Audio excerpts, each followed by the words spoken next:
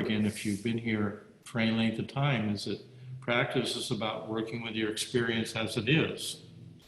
And according to the Buddha, our experience is often, at least the first noble truth, was about suffering. So to really be on this spiritual path of Zen, I think it's important to acknowledge our disappointment, our suffering, our pain, and be honest about that. And if we're just interested in the high points of the fruits of the practice, then we'll never really appreciate the depth of what this practice has to offer. So the interesting thing about this principle of practice that you work with what's here, what's given, and we're all, if we're honest, we're all working with these 5 emotions that are associated with each of these family energies. Greed, anger, and ignorance we speak of as the 3 poisons, and then you add another 2 to have the whole 5, which are pride and jealousy. Anyone here haven't worked with any of these 5 emotions in your life so far?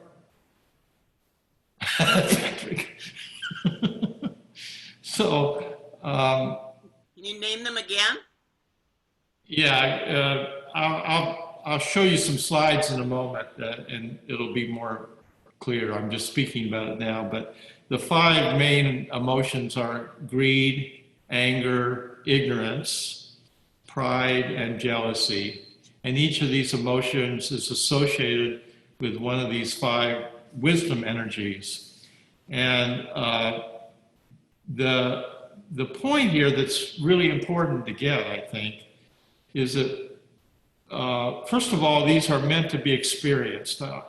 To talk about anything, you have to use concepts, which I'm using tonight. But I consider this a somewhat advanced teaching because it's really about how we work with energy or subtle energies.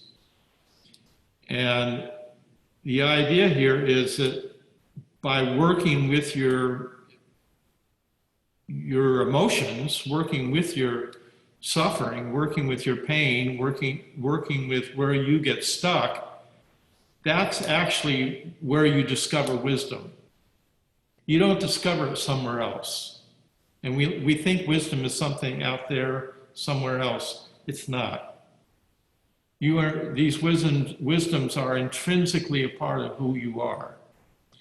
And you discover who you are by going downstairs.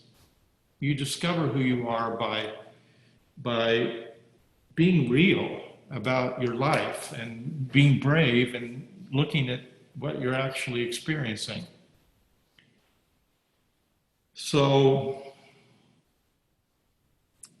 that's why I use the word, we can think of these emotions as limitations, but really we could think of, there's always this kind of 2 sides. There's the side of our experience where we're opening, and there's the side of our experience where we're closing down, and we're doing one or the other. And if we're opening to these intrinsic wisdom energies, and if we're closing down, we're starting to get self-centered and self-referential, and then these emotions can become places where we get stuck, and they can become quite negative. We can actually sabotage these awakened energies through these emotions. So the idea here is that there's really nothing to get rid of. There's when we first start practice, the idea is we're going to get rid of anger, and we're going to get rid of desire, and we're going to get rid of ignorance and all these things by practicing mindfulness. And that may be a useful starting point, but once you go much further into this practice, you realize you're not going to get rid of those things. If you're honest, you're not going to you got to work with life as it is, and we're all going to experience these emotions, maybe all 5 of them in one day. So it turns out there's really nothing to get rid of. everything is included in our practice. And we might say there's three ways of looking at life or seeing life: helping, fixing, or serving. If you're helping, you're seeing life as weak. Somebody needs your help because they're weak. If you're fixing, you're seeing life as broken. Something needs to be fixed. But if you're serving, you're seeing life as whole. And then your limitations, your wounds, your pain can serve that wholeness. Even the darkness can serve the wholeness. So, this, as I said, I think is a somewhat advanced teaching. We have in the Theravada tradition and in the mindfulness classes that we teach at the Zen Center, the two primary areas of mindfulness are shamatha and vipassana, or one-pointed attention and awareness, or open awareness. And we're really moving much more into the realm of awareness here, and even beyond, into working with subtle energies, which we may not acknowledge the subtle energies as even existing because we can't prove them empirically. Nevertheless, they have a huge influence on your life every day. And you may not be conscious of it or articulate it, but these energies are always here, and we're always using them, whether we're conscious of it or not. So another principle that's used a lot in the in the Vajrayana tradition is the Trikaya principle of the Dharmakaya, the Sambhogakaya, and the Nirmanakaya. And in this teaching, we're appreciating three levels of our experience. And then the Dharmakaya is what in Zen we often refer to as the absolute, or shunyata, or emptiness that's ungraspable. We can't understand it with our conceptual mind, but we can experience this Dharmakaya as a profound, spaciousness that has no boundaries whatsoever. And usually when we're talking about Buddhas, we're talking about the Dharmakaya.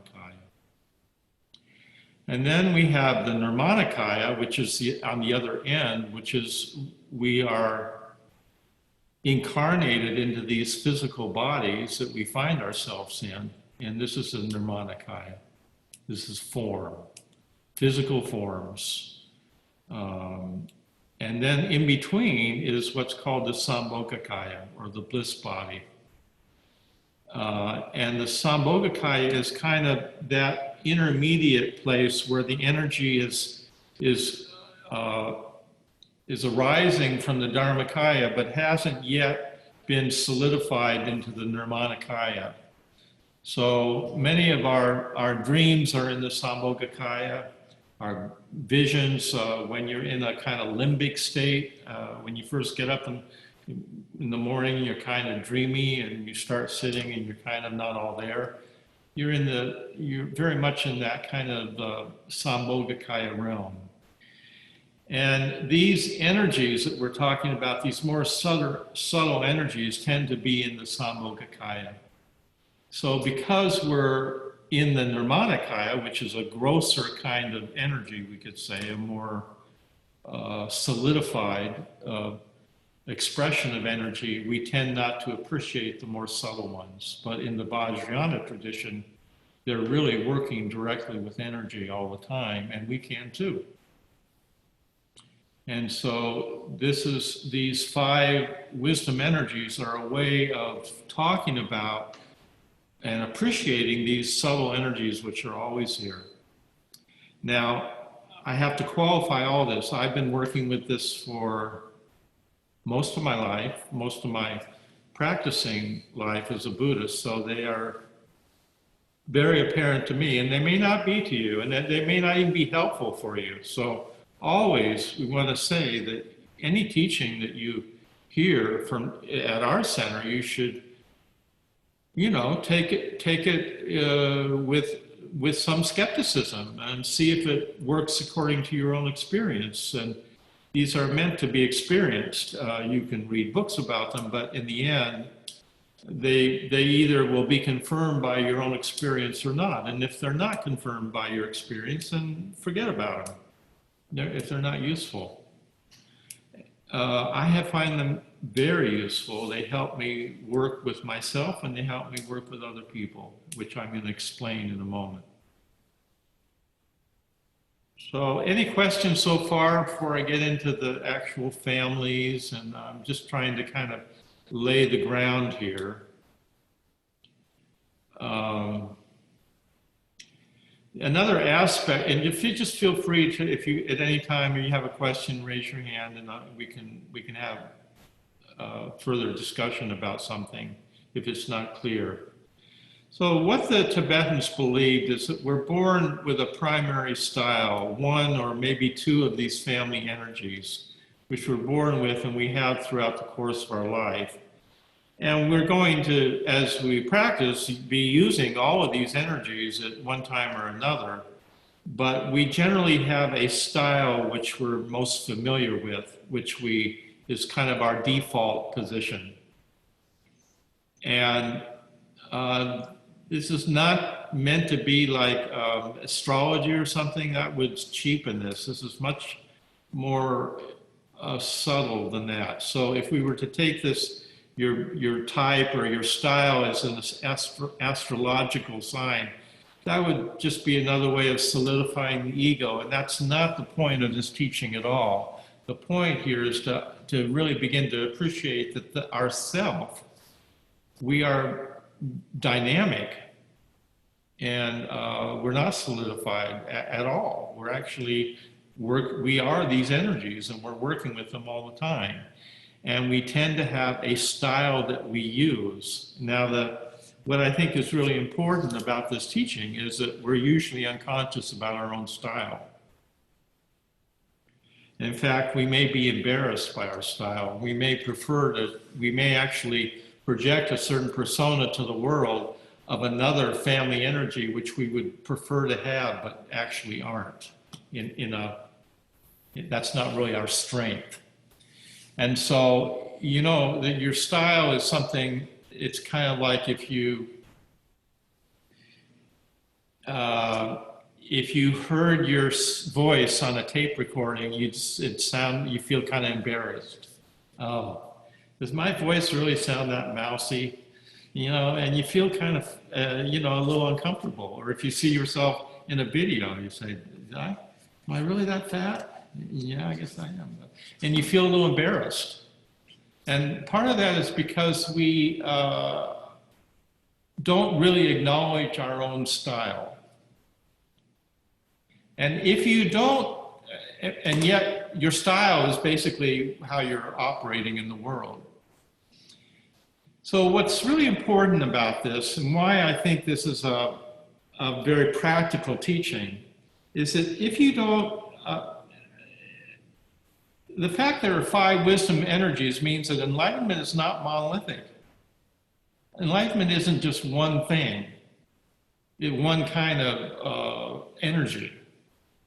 According to this teaching, there are 5 different kinds of energies. Some of them are quite peaceful, and some go more towards the wrathful side, or some are more aggressive.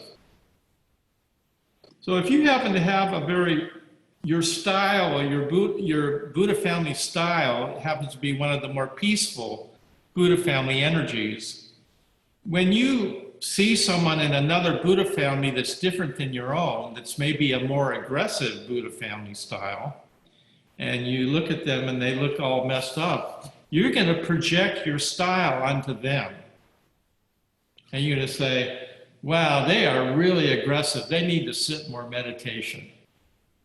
And they're just really messed up and angry all the time and aggressive and kind of edgy. And boy, you're going to project your style onto them, which is not going to be skillful. because according to this teaching, we wake up, how we wake up is in 5 different kinds of energy patterns. And in other words, each of these 5 is different from the other. So when you begin to kind of get these teachings, first of all, you kind of get what your style is, or which family you resonate with, and then you also begin to see there's some families that you may not resonate with at all, that you might actually feel threatened by, that you don't access very much. So the idea here is that you begin to own your own energy, where your strength is, and also the limitations that come with that particular wisdom energy, the emotion and the ways that you can get stuck. And you begin to understand that. And you don't have to take it so personally or psychologically anymore. You just understand this is kind of part of my intrinsic wisdom, is also my stuckness and my wisdom come together. I can't separate them out anymore. My wisdom isn't apart from my pain. Does that make sense? So,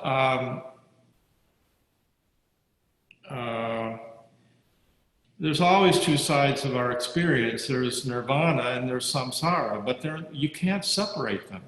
I mean, you can. We can talk about wisdom energies being open and the negative emotions sabotaging them and being closed.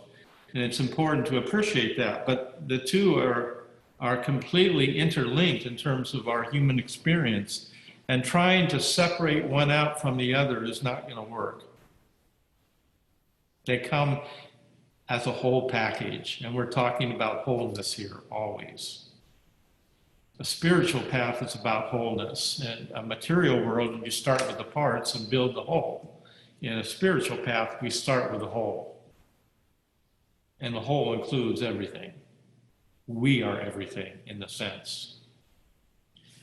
And so when I talk about these wisdom energies, I like to think of them as spheres of energy, kind of large, not with fixed kind of hard edges or anything, but we're just talking about subtle energies and how we can begin to appreciate and access them.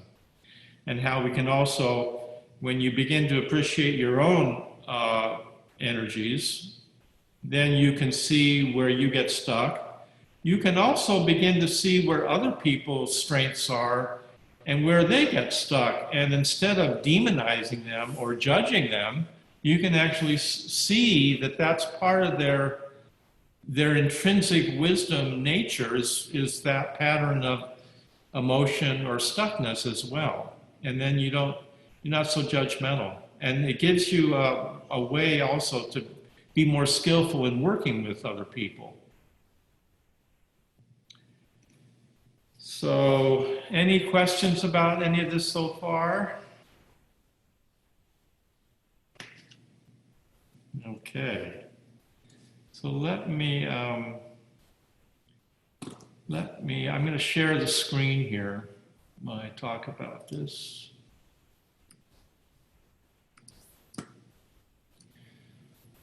Can you still hear me? Okay. So what we're talking about here are we visualize these 5 wisdom energies in a mandala like this. And there are many symbols and things we could appreciate about each of these families, and we'll get into some of it. But I think what's more important is that you just get a sense of the energy itself. And then you can build on that if you find it helpful. So there are these 5 families. In the middle is what's called the Buddha family. And then on the east of the mandala is the Vajra family. And in the south is the Ratna family. And in the west is the Padma family, and in the north is the Karma family. Again, the directions of the compass and all the symbols and everything it's not so important because if you if you look at medicine teachings in the indigenous tradition, they have other ways of thinking about mandalas. But in this system, this is how it's usually presented. So I'm going to go through each of the families and talk about the wisdom side of it, and then also I'm going to talk about the how that family gets stuck and the emotion that usually goes with that particular family. So if we start out with the Buddha family in the center, the Buddha family is a very spacious and inclusive family. We could say it has to do with we can speak of these family energies as relating to particular aspects of our human experience. We can relate them to different kinds of art, to culture, to all kinds of things. So generally the human activity that's associated with the Buddha family would be some kind of contemplative practice of meditation. And the Buddha family is as I said, is a very spacious family, a very, we might say, peaceful, maybe a little on the dull side, and is very accommodating of all the other families. And it's sometimes hard to appreciate the Buddha family because it's usually in the background. We don't see it so obviously as we might see the other families. I'm just going to go through the wisdom sides first, and then I'll come back and we'll talk about how each of these gets stuck. I'll just start with the Vajra family and go around the circle. The Vajra family is very different, has a very different quality than the Buddha family. The Vajra family has to do with sharpness and precision. And has a cutting quality about it. Tends to be intellectual, and has to do with study and learning, and often people that are translators or scholastics are in this realm or in this sphere of energy. So this family has to do with clarity, seeing clearly. And this family doesn't tolerate sloppy thinking or sloppy language, for that matter. Logic is important in this family, and that it tends to be quite analytical. Sometimes it's disembodied.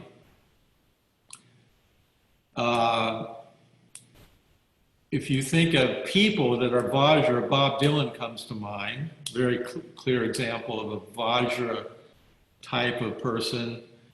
If you think of art, Ingmar Bergman's art is very Vajra. It has this kind of crisp, wintry quality to it.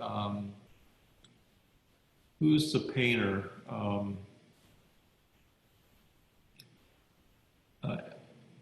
Vajra has to do with texture and crispness and sharp lines and clarity. So we'll come back and we can build on these, but I'm just going to go around the mandala. So the Ratna, Vajra has to do with water, and the Buddha family, the element would be space. And then if we look at the Ratna Buddha family, the Ratna family has to do with, it's a very earthy energy. It's a very large energy. It's a very generous energy, resourceful. It has a kind of confidence, and when sometimes we speak of Vajra pride in the sense of really being open and confident and generous, then that's the nature of this Ratna energy. Ratna people are often big physically, not always. But Ratna people have a kind of confidence. They're often in business. They know how to make money. They know how to fundraise. When we first came to Chicago and June was working for Feeding America, I used to go to some of the food bank conferences in that network, and a lot of those people that were food bankers, a lot of them were Christians, but a lot of them were Ratna type of people, and it was just beautiful to see. They were these people that were committed to feeding people, and they had this generosity of spirit and a bigness in them that was just very impressive. So Ratna is a very resourceful family. His Holiness Karmapa, who I had the good fortune to be with for some time when he first came to America in the mid-70s, was said to be Ratna. This is a very nurturing, earthy, fertile energy, pregnant with possibilities. And then we come to, and you can see already how each, the three that we've looked at so far are quite different in terms of their qualities. The Buddha family is very spacious. The Vajra family is quite aggressive and sharp. And the Ratna family is just large and generous. You see how they have this different quality about them. And then the next family we might appreciate is Padma, the Padma family. And the Padma family and the Ratna family are similar. They both deal with feelings and emotions, but the Padma family is much more on the surface and is a very seductive kind of energy. Padma people they're people persons. They like people. They often are quite charismatic and outgoing. They're often the life of the party. So if you're at a party and a Padma person could just be sitting in the corner doing nothing, but everyone is going to want to be in that corner. So they just kind of got, their energy is very seductive. And artists and musicians tend to be Padma type of folks. If you've ever seen Fellini films, they're very Padma, very sensual, very much having to do with sensations and relationships the interesting thing about Padma, if we again, sort of speaking about the wisdom side, the Buddha sphere is accommodating. The Vajra sphere we speak of it as mirror wisdom, mirror-like wisdom. And the Rotnosphere has to do, we speak of that as the wisdom of equality. And in the Padma sphere, we speak of that as the wisdom of discriminating awareness. Padma people have a capacity to see others very clearly and to work with others skillfully and to integrate the other families.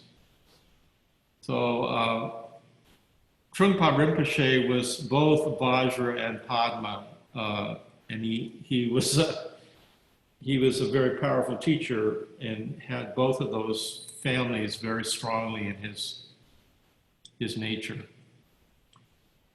And then the last family is the Karma Buddha family. Padma has to do with fire. Ratna has to do with earth. The Karma family element is wind. Karma, the nature of karma energy is speedy. This is this is an energy that acts, that does things, gets things done. So we often speak of this as the sphere of social action. If you've ever tried to do any kind of grassroots organizing, you will appreciate that you need a lot of karma energy to get things done in that way. In fact, you just need a lot of karma energy to get anything done in any project. So karma energy is a doing energy. We call it all-accomplishing action. It's an almost self-fulfilling action. It's very efficient karma energy.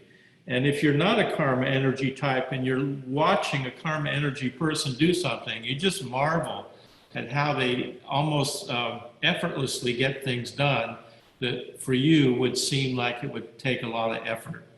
But a karma person will just organize something and get it together and get it done and do it. So again, let me just draw a distinction. Let's say you're a Buddha type of person, and for you, your wisdom is about being. You love meditation. You love to meditate because when you're in your element when you're just being. But actually, a karma person is in their element when they're doing. So a karma person might have a little harder time meditating. They might have to work a little harder to meditate because they have to stop and just be. On the other hand, a Buddha person might have a very hard time doing karma work. A Buddha person might be kind of lazy. So you see that each of these families has a particular quality, a particular strength. And if we, from my point of view, if you don't differentiate these 5 kinds of wisdom, awakened energies, you tend to project one or two of them onto everyone else. So if you're a Buddha family person and you're looking at a karma person and they seem kind of like Vajra, they're kind of aggressive and edgy and not very nice to be around perhaps. And you have some judgment about that because they're not very spacious. They're actually quite speedy, and you view that as being quite neurotic and unenlightened from your point of view if you're in the Buddha family. So you would take that person aside and say, you need to sit more meditation, and then you can get it together and be more peaceful. But actually, while meditation is important to all these families, a karma person is going to feel fulfilled when they are doing something. And a Buddha person is going to feel fulfilled when they're just doing nothing. So you see, and a Vajra person is going to feel fulfilled when they're studying and learning or translating, and a Rotnosphere. So each family has its strength. So let me just stop the sharing for a moment. So how is that for you? You might have questions about that. I want to go slowly into this, and I think it's important you ask questions so that we can sort of unpack things as we go. So feel free to speak up about, Diane? You got to unmute Myogetsu. Okay. So you're saying that we're primarily of one style, but we have like secondary, or we can feel like sort of maybe 1 or 2 styles that occupy more of our energy. Is that correct? Yeah, it's not hard and fast. Some people may have several styles that they use. Some may have, and sometimes it's just really obvious what style a person is. And sometimes it's not obvious at all what style a person is. I don't try to, when I work with people, if it's not obvious to me, I don't try to fit them into some style, but often it is. And so, and the other point here is that even though we have a primary style or maybe several, we're going to want to be able to access and use all of these family energies in a full, well-rounded practice. And that also goes with organizations. If you have a board and an organization, you want to have, as much as possible, all 5 of these energies on your board or in your Sangha, because if you're missing one of them, you're missing a fairly important wisdom energy that's going to serve that organization. Got it. Thank you. Yeah, Jackie. Hi, Roshi. Hi, everybody. Do you think it's possible that if, okay, so the energy family that is intrinsic in each of us, there is a prominent one or two, or is it possible that, a relative life of suffering, if that's something that's been a focus until Zen practice, is it possible that, sitting and meditation could reorient what a primary one is, or is your primary one what it is? And maybe you just it hasn't even come up yet. I mean, is it something that... No, generally, the Tibetan teaching, and I have found this for myself to be true, is that you're born with a particular style, and that's not going to change. It doesn't change because you're practicing more. It may become more apparent to you because you're practicing more and you're seeing it more clearly, but your style doesn't change throughout your life.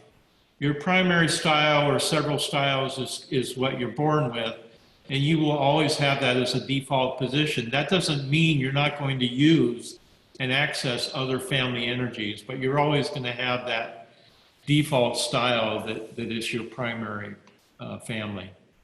Did I answer your question? Yes, it's not something that you've learned over time. It's really where your actual organic default is, not by any circumstance you've been subjected to or whatever. It's not. No, you can't really change your style any more than you can change the parents you were born with. I understand. Okay. So we're talking about subtle energies here that are not always apparent, that we don't appreciate. But when we get to the level of I think, advanced Zen practice and Vajrayana, we begin to really start to appreciate that there's a lot of stuff going on here that's not seen, that's not visible, and there's a lot of energies are not visible. They're not coarse physical forms. They're subtle, but they have a huge impact on how we behave, how we work with other people, how we feel in an environment. Roshi, hi, this is Kelly. Hi, everybody. So you were saying earlier that whatever, if you're not aware, or most people aren't aware of which their energy is, and you mentioned that you may find yourself projecting that onto others. Is that some insightful hint that when you find yourself having thoughts or reactions to other people's behavior, that it may be that that's part of your own energy that you're not acknowledging? Is that what you were saying there? Well, we project in all kinds of ways, and the world is a projection. And the more we practice, we start to, I talk about this when I'm teaching the mindfulness classes. When you start to get into open awareness practice, you start to understand the nature and the fact that you constructed the self, and things aren't nearly as solid as you thought they were, and you're not as solid as you thought you were. Then you begin to appreciate that you're projecting all the time. And part of practice begins you start to see that the more you project, the projection solidifies the projector. So when you start to see that the self is not solid, then you also see that those projections are ways of solidifying the self. And then if you're being honest and truthful, and you're practicing, a lot of practice is eating the projection and taking it back. And so one aspect of that, we project in all kinds of ways, but in terms of these energies, we're going to tend to project what we're comfortable and familiar with in terms of our particular energy pattern. And we can be conscious of it, but most of the time I think we're unconscious of our own style. So I think when you start to, I try not to tell people what I think their Buddha family is, because I think it's something for you to discover yourself.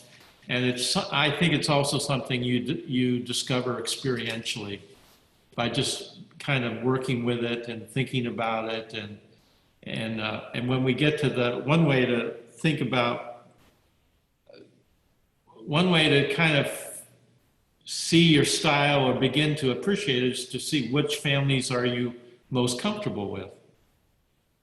And then in a moment, we're going to get to what we might call the unawakened side, or the emotion that goes how each family gets stuck. And another way to kind of get where your family style might be is when the shit hits the fan and life is really not working for you, what's your default emotion? What's your default defense mechanism that you go back to?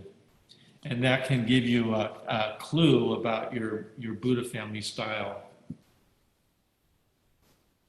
Any other questions? If not, yeah, Blair, hi. How is it your Buddha family related to your biological family or adoptive family, the family you grew up in, or the family that birthed you? Not necessarily a connection. That's a good question. It's not necessarily connected. You could be in a family with siblings that are all different Buddha family styles.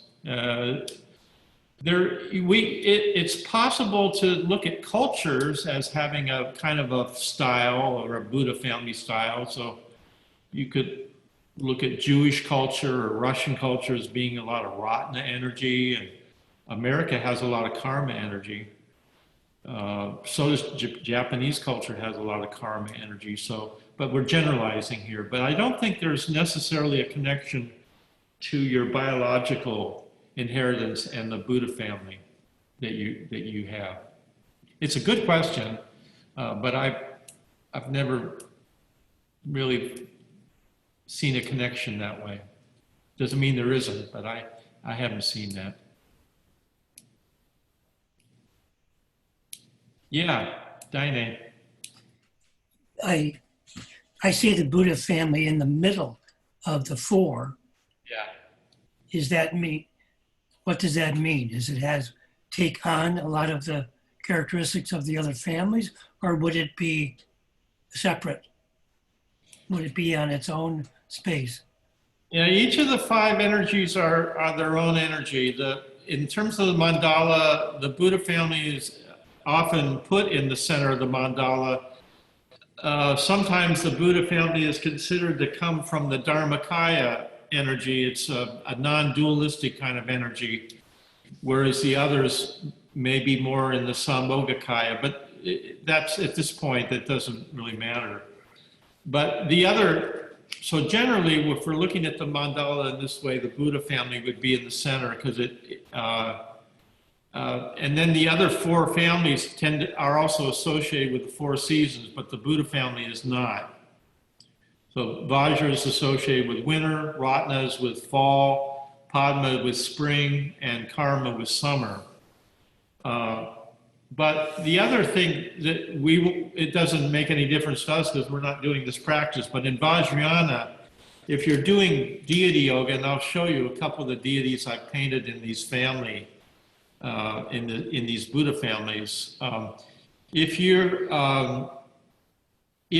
let's say you were a Ratna type of Buddha family and you go to a Vajrayana teacher and the Vajrayana teacher, and you're going to do deity yoga, the Vajrayana teacher would give you a mandala with the Ratna Buddha figure in the center of the mandala. And then the others would be around it. So sometimes that's how it's used. But when we're looking at it from the way we're looking at it here, the Buddha family is usually in the center. But all five are somewhat different and distinct. So for instance, the Buddha family, while it's very inclusive and includes all the other families, all the families include each other in some way. But the Buddha family tends to be pretty dull and slow, and very different than Vajra, which is very intelligent and sharp. So you can see right there,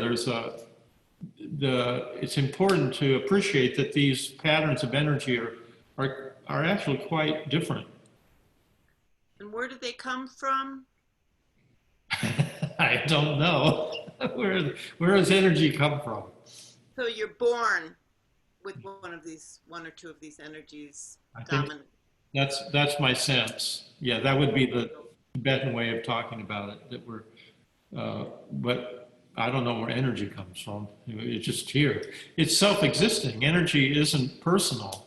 It's not necessarily psychological. Energy is self-existing. It's already here, as long as we're here, right?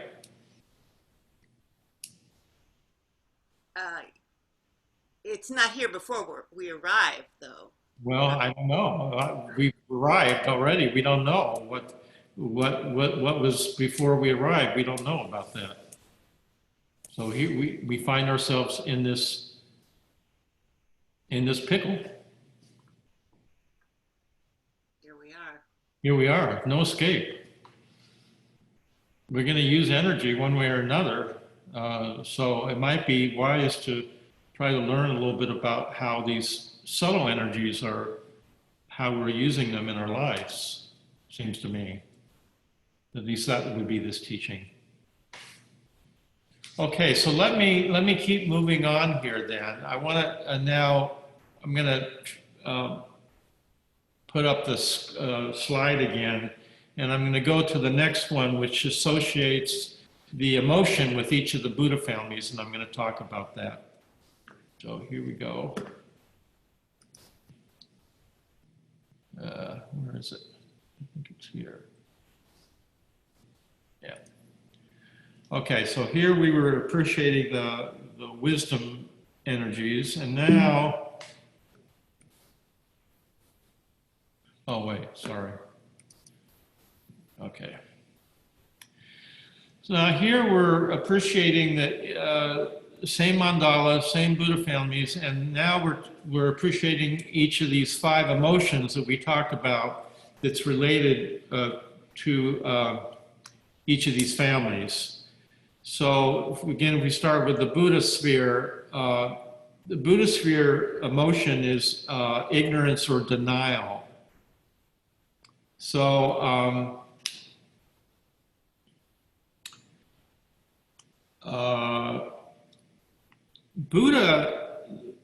the Buddha energy can be spaced out, can be really kind of ungrounded and spacey. And at the extreme form of that, it's really spaced out and not all here often. And can be kind of lazy, can be prone to kind of a dulling, doing things to dull and to kind of just ignore what's in front of it. So an example of this that I would often give is a Buddha family type of person might be living in an apartment complex, and someone in the apartment next door is having a knockdown, drag-out fight between the husband and wife, and they're screaming, and it sounds like someone's getting murdered, or, you know, it's awful. And the Buddha family style would be they're watching TV, and first of all, they feel kind of irritated that you know, the people next door are interrupting their TV program, so they would just turn up the volume on the TV. They would just ignore. That's what I mean. It's that kind of ignoring something that's inconvenient or, you know, not in my what I want to be doing right now. So the Buddha sphere is very good at doing that. The Buddha family type of energy.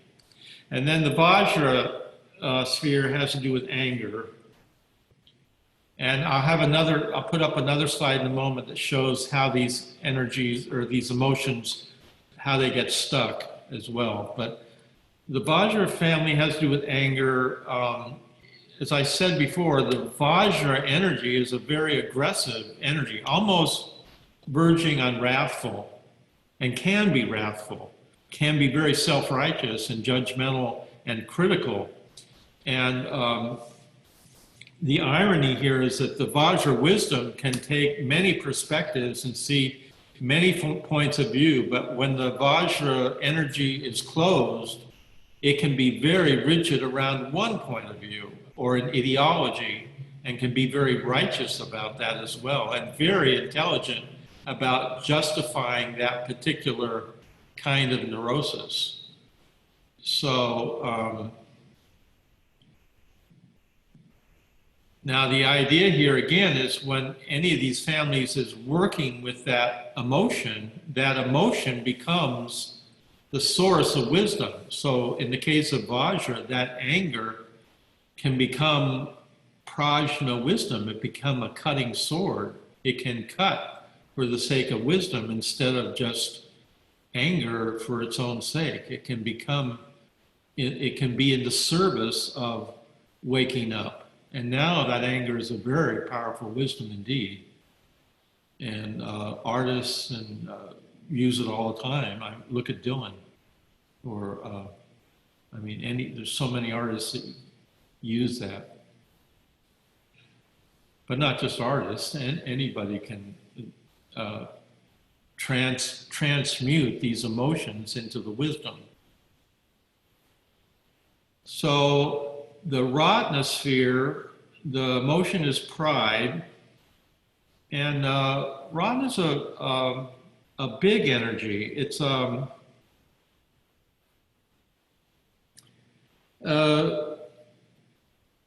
Rotna people don't mind being the center of attention. They kind of enjoy it, in fact. And a Rotna person has a lot of confidence in their awakened wisdom. Their intrinsic wisdom is full of confidence, but there's a kind of insecure side of Rotna. They feel, ironically, they're kind of the neurotic side of Rotna feels unsubstantial. So they often make up for that by actually eating and being bigger physically. So the Rotna energy, while the wisdom side is very nourishing and almost motherly, when it's neurotic, it becomes extremely claustrophobic and wants to do it, it just wants to do things their own way. So instead of it being confident, it becomes arrogant. And that's a very different quality from the wisdom side. So the Rotna limitation, if you will, can be very stubborn about just wanting, I can do it myself, sort of, and not, and and having pride in the wrong way, being very proud of that, and not listening to anyone else. So, so Rotna can be very oppressive when it's neurotic. It becomes quite demanding, wants everyone's attention. And then in that way, it's very hard to be around Rotna people when they're neurotic because they're really just impossible to be with. They're claustrophobic and demanding, and they're just too much. The Padma sphere has to do with the emotion of desire or greed. Padma is a very sexual energy, very seductive energy. And so it's very good at seducing. And Padma can seduce for the sake of seduction, which is actually a very destructive way of working with that energy. So Padma works a lot with grasping, with wanting to possess somebody,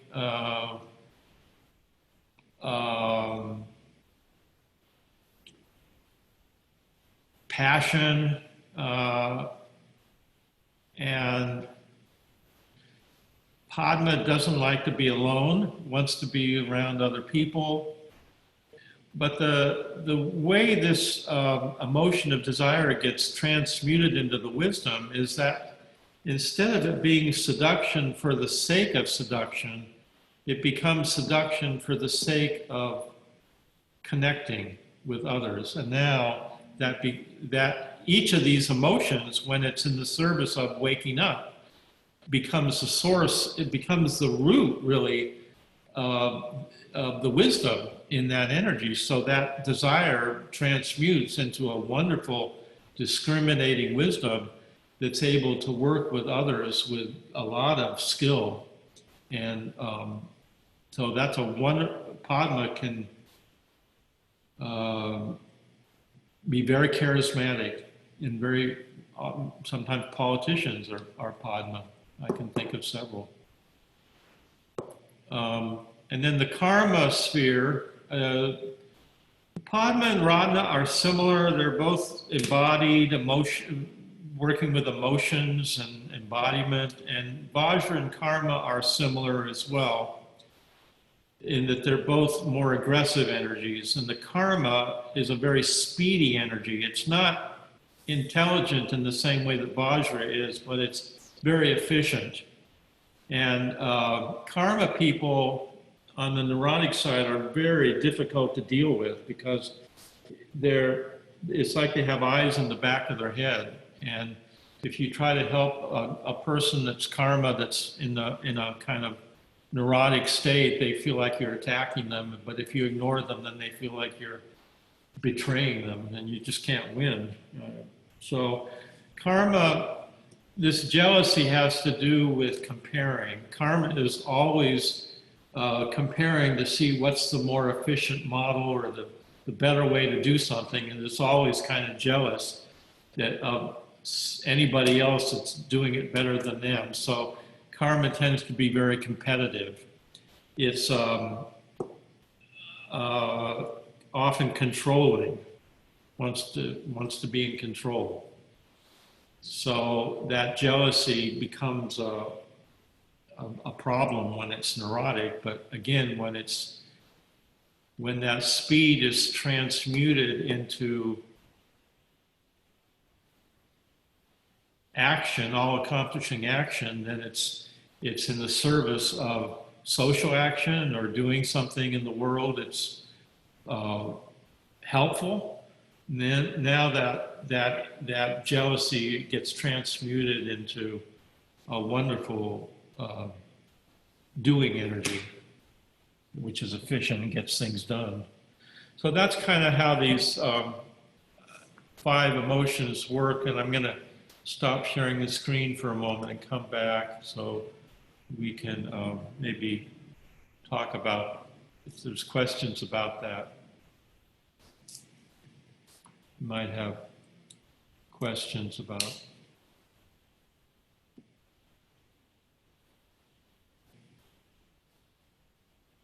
Any questions, thoughts?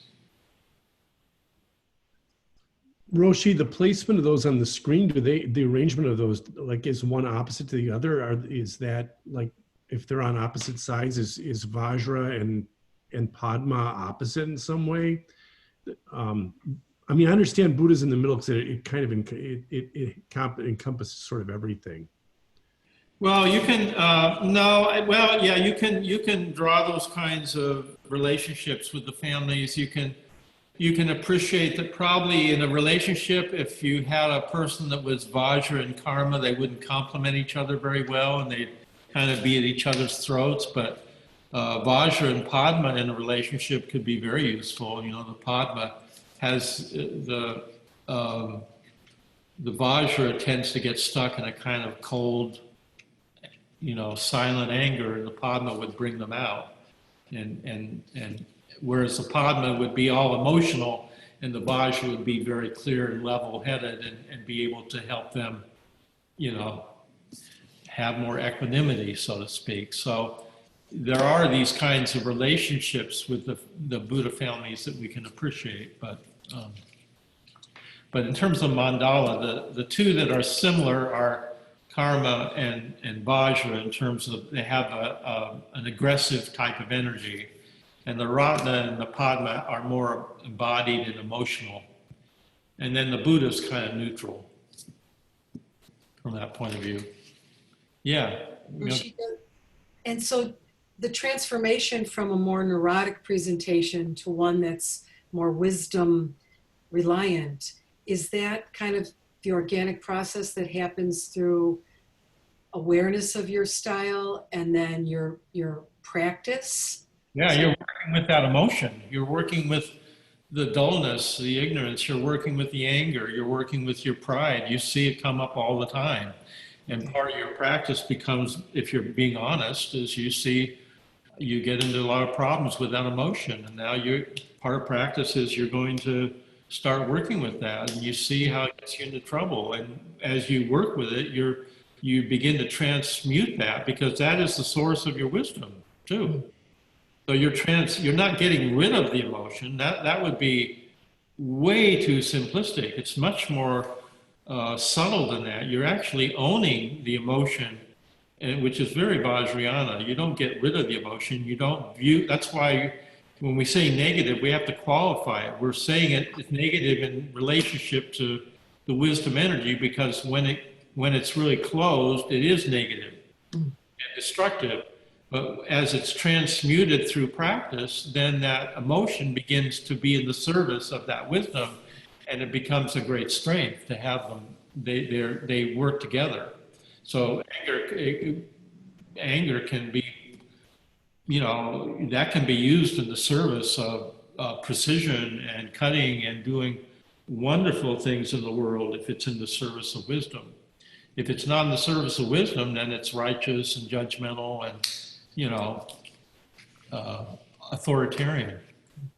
So the less hold that ego has on us, the more it becomes in the service of others in wisdom.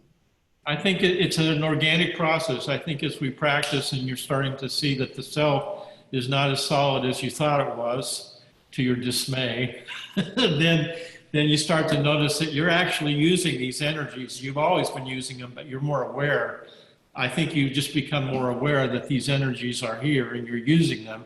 And in many cases, you may not be using them very well. So now you start to work with that. Right, thank you. Yeah. Blair? So the 5, greed, anger, ignorance, pride, jealousy, how do those match up? I mean, I can kind of guess, but how do they match up with the 5 family energies? You mean how does each? What do you mean? Does one kind of go with each of these families? They tend to, yeah. Like, jealousy you mentioned with karma was one of, and So it doesn't mean that we can have any of those 5 emotions, but if you have your primary style is going to be more involved with that particular emotion more of the time. okay, but each of these families tend toward one of those emotions, right? Yeah, that's right. So if the karma family tends towards jealousy because it's speedy and it's comparing and it's competitive by nature, and the Padma family tends towards desire because it's seductive and sensual and does that well. So naturally it's going to be working with that emotion, whereas the Vajra family is about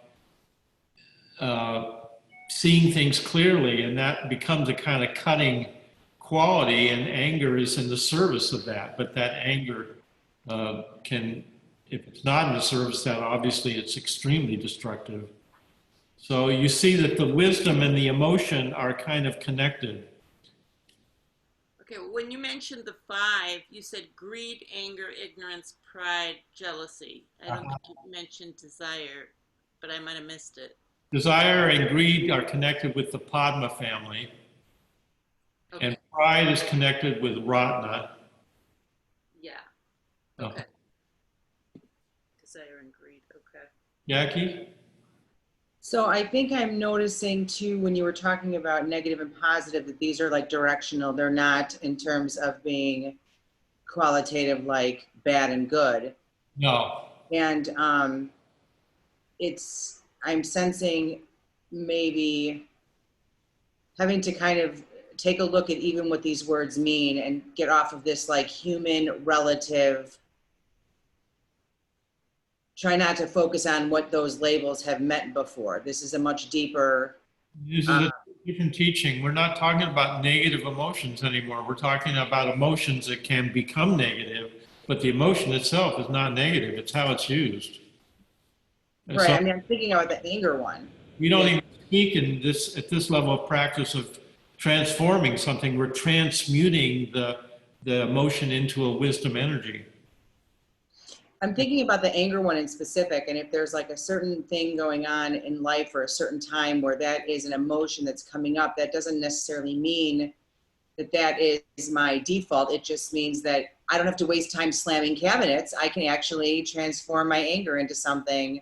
Well, we use all 5 families all the time, and so we're using all these emotions, but you're still going to have so just if you're not in the Vajra family, let's say you're in the Buddha family, it doesn't mean you're not going to get angry, and you're going to have to work with that. So as we have a more mature, well-rounded practice, you start to appreciate you have a style, but you're using and accessing all of these energies and emotions more skillfully as part of who you are. You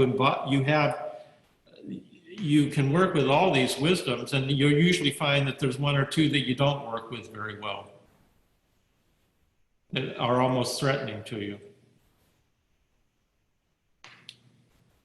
But the idea is to harmonize with everybody we meet. I mean, the emotion as the confusion or the bewilderment as a dharma gate for opening, to instead of it being viewed as something negative. Okay. Yeah. So let me share the last mandala and about getting stuck, which will also may help clarify a few things. Let me find it here. Where are we? Oh.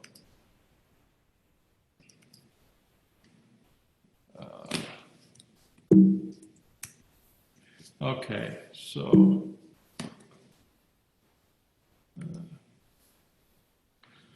so our shared stewardship is based on the 5 wisdom energies as well, and we can think of different circles as being within these different realms. And these are some we don't have time to do this, but we could go through and associate these energies with all kinds of 6 realms, with edge states, paramitas, all kinds of things. So where was I?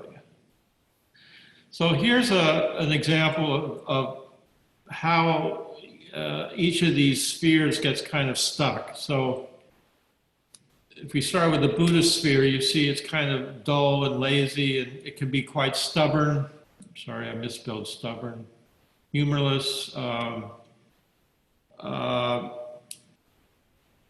Buddha family loves routine, kind of doing something the same all the time. The Buddha family person might go to a restaurant and always order the same thing. I once was caretaking a retreat property for Trungpa Rinpoche in southern Colorado, and one of the people that came there for a 3-month retreat was very much in the Buddha family. And often people would cut, like if you're a Padma and you were going on a 3-month retreat, you'd come with all kinds of food and seasonings and sauces and things, because Padma loves to cook and present. But the Buddha family, this particular person just came with Campbell's soup cans. That's kind of the Buddhist style, Why go to the effort of cutting up vegetables? In fact, why even take it out of the can? Because you just put the can on the stove and heat it up and eat it with a spoon, and you don't dirty any dishes. That's kind of the Buddha family style. It's kind of the path of least resistance, So that's kind of a Buddha family quality. And then Vajra, as I said, can be very righteous and critical and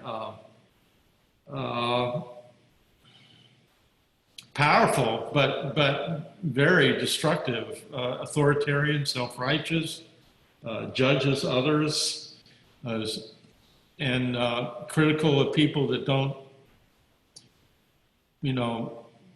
really concerned about how language is used. And so Vajra can be very stuck on a particular point of view or ideology, be very rigid. And Vajra can also often be disembodied. And then Ratna has this quality of feeling self-important and kind of ostentatious, kind of showy, and extroverted, wanting to be the center of attention, kind of demanding attention in a way, and being very, as I said, being very claustrophobic. So a Rotna person has to work with that kind of insecurity, a sense of not being substantial enough and constantly needing confirmation from others. When in fact, Ratna needs very little confirmation from others when it's awake. The awakened Ratna energy is very confident. But again, when it's blocked or stuck, it's not confident at all, it's arrogant. And then Padma, again, is very easily stuck in pleasure, manipulating, grasping, tends to be kind of insecure, doesn't like to be alone, will tend to manipulate other people to get what it wants.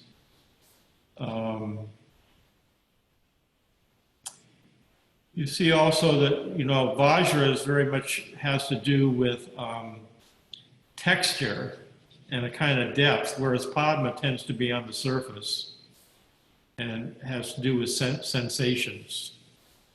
And Ratna tends to be a little deeper, more earthy, more grounded. Ratna accumulates things. Padma seduces things, but doesn't keep anything like Ratna does. And then karma is, as we said, is a very speedy energy,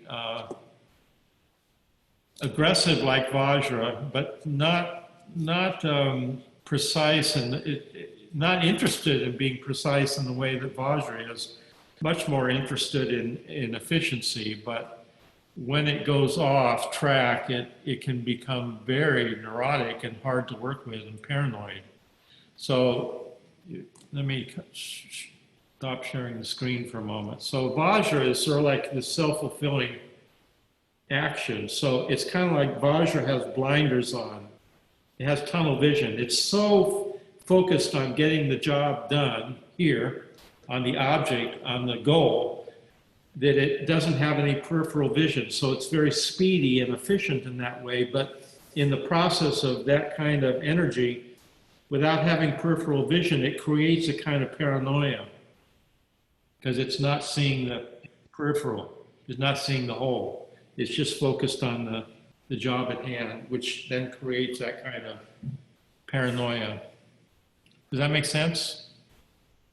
That's karma. You said Vajra, but that's karma. And Karma is, karma is self-fulfilling action and kind of has this tunnel vision. It'll get the job done because it's completely focused on that. But a Buddha family energy would be very spacious and see everything all around it and wouldn't be paranoid in the way that karma energy would be.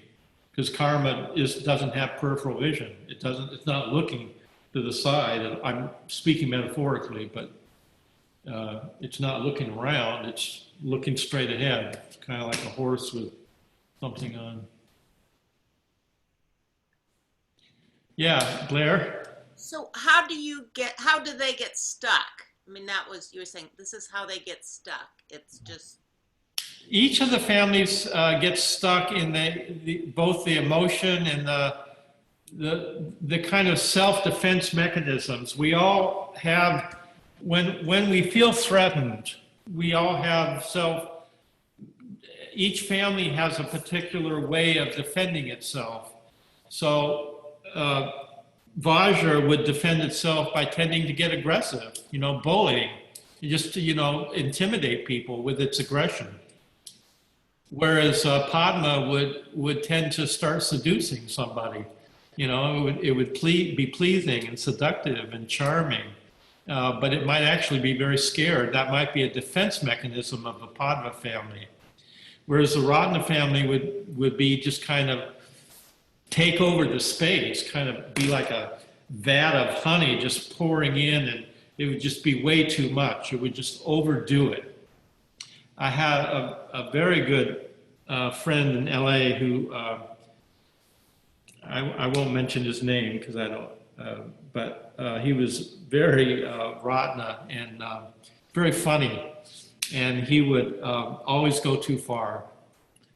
He couldn't help himself. When he got going, he just couldn't stop, and he would always take the humor one step too far. And when June and me had moved back from Hawaii to Santa Barbara to work with Bernie, I went down to a fundraiser at the Zen Center of LA, and he was the MC. A Ratna person is always a good person to be the MC, and I said, wow, he's grown and he's matured so much, and I was really appreciating how level-headed he was. And then as the evening wore on, he started telling jokes, and he did it again. He just couldn't.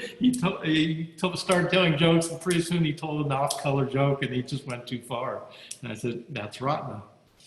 You know. So each and the karma would be defensive by just getting speedier and just getting busy.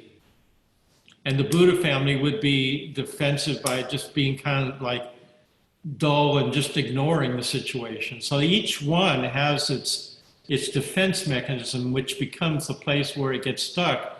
Instead of opening and risking, you know, the rawness of being awake, they have a style for remaining in their comfort zone, so to speak. Does that make sense? Yeah.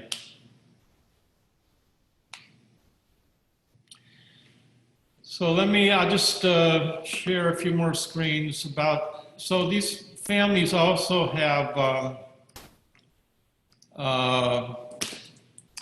each family has a Buddha or a Buddha figure that is associated with it.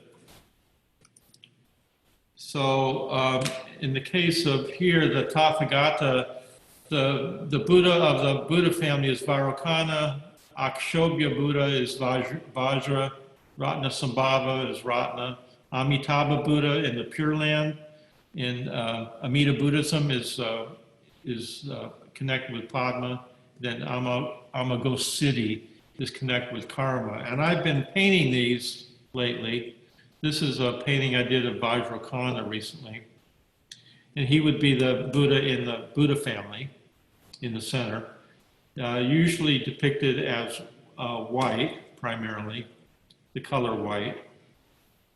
And then Akshobhya Buddha is connected to the Vajra family, and you can see that the story about this particular Buddha, which is, I think, really wonderful, is this monk wanted to be in that land, the eastern lands of the Vajra realm, and determined that he would not have any ill will towards any sentient beings, and he had to work for a very long time and took a lot of determination. He finally managed to achieve this state of not having any ill will towards any sentient beings, and as a result he became Akshobhya Buddha, the one who's immovable, the one who's doesn't move. Really powerful, almost wrathful in quality. And then this is Amida Buddha, which is also the main figure in the Pure Land in Amida Buddhism, and associated with the Padma family. Red is the color. Very powerful, these Buddhas. So to me, they all kind of come out of the Sambhogakaya realm, but these are representations of the Buddha families, and I still have to paint the other two. I'm working on the Ratnasambhava, but I haven't finished it, so I didn't want to share it until I finish it. So that's the Buddha families.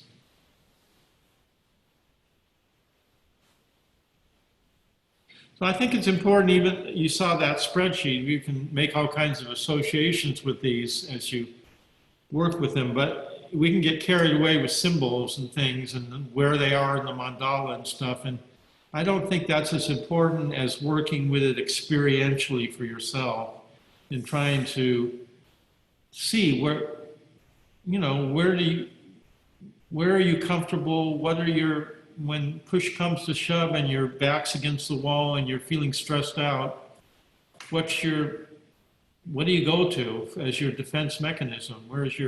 How do you do that? And when you start to work with these energies, then it gives you more insight about your own edge, where your own edge is, where you need to practice, because we all have edges, and we all, if we're honest, we're always practicing with that. If we're being honest, we have some place where we tend to get stuck.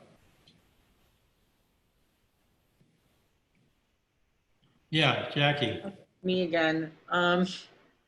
When you say the default is when we're kind of like at the end of the rope, or our default when we're kind of done, would it be the opposite if we're talking about a mirror? Like if we're at the other end of the pendulum of like on the extreme end of joy and just exhilaration, is that also the default then? Oh, that's an interesting way of thinking about it.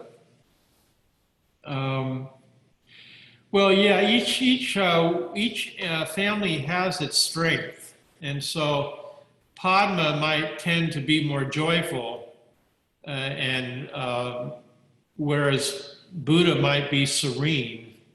So the other extreme end of the spectrum might also be Vajra might just be overjoyed with a sutra that they were studying, and that they had some insight about something in the sutra, and that would be the most wonderful moment for a Vajra person, whereas a Padma person, maybe it's making love, or having a romance, or just being blissed out with love and passion. So they do tend to have their own style also on the other side.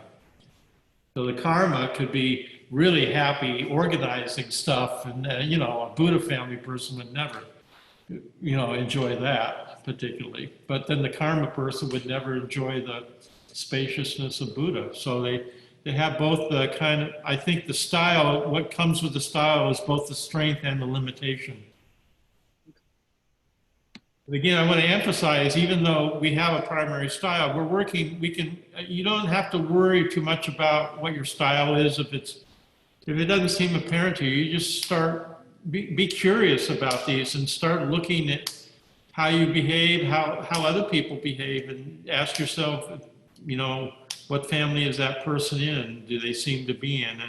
And see if it works for you or not. And again, I want to really emphasize, if it doesn't work for you, don't forget about it. Don't use it. But for me, I find it very helpful. So that's it for tonight, I think. Any final thoughts about this? Which one are you, Roshi? I'm not going to say. You say that you're not going to tell us which one you think we are. No, I'm not going to tell you. But you think it though. Oh yeah, in many cases, I'm pretty sure I know who you are.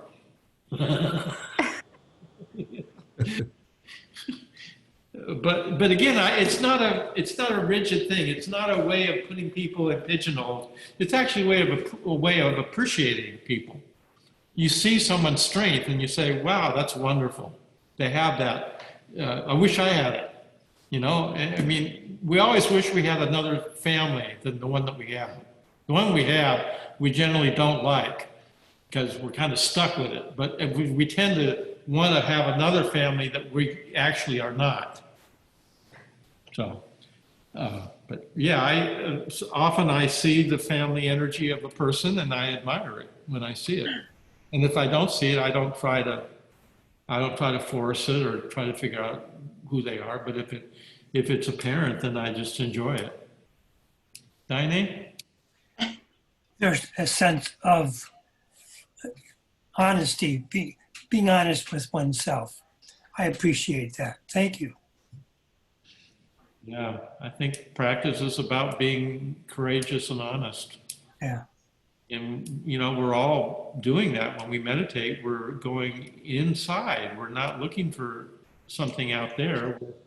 we're having the courage to sit still and be with ourselves and get to know ourselves. And that takes courage, and it's hard to be honest. It's even harder to let go of the self.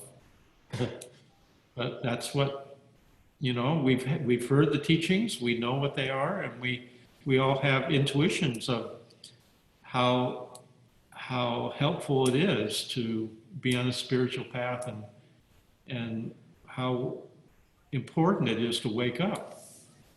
Thank you for this, Roshi. Okay. Okay, I think that's enough for Friday night at 7:30. You might want to go out and party if you're a Padma person, or go study a sutra if you're a Vajra person. I'm picturing you and Sensei like 2 more Ratnas in the house when there's like new members. This was wonderful. Yeah. Okay, I may develop these more during the fall retreat. I'm thinking of doing 3 different talks on them. They could actually be, we could do a lot more with these, and we could have fun with them too if we wanted to actually start doing some exercises. We could have people do a play in one particular family style.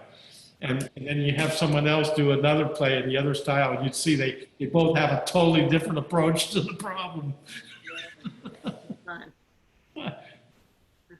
Okay, I think that's a wrap. Thank you so much for coming, and be safe, and enjoy and appreciate your life. It's such a remarkable thing to be alive and to hear the Dharma and be able to appreciate our lives in this way. So thank you. Thank you. Okay. Thank you, Roshi. Right. Good night.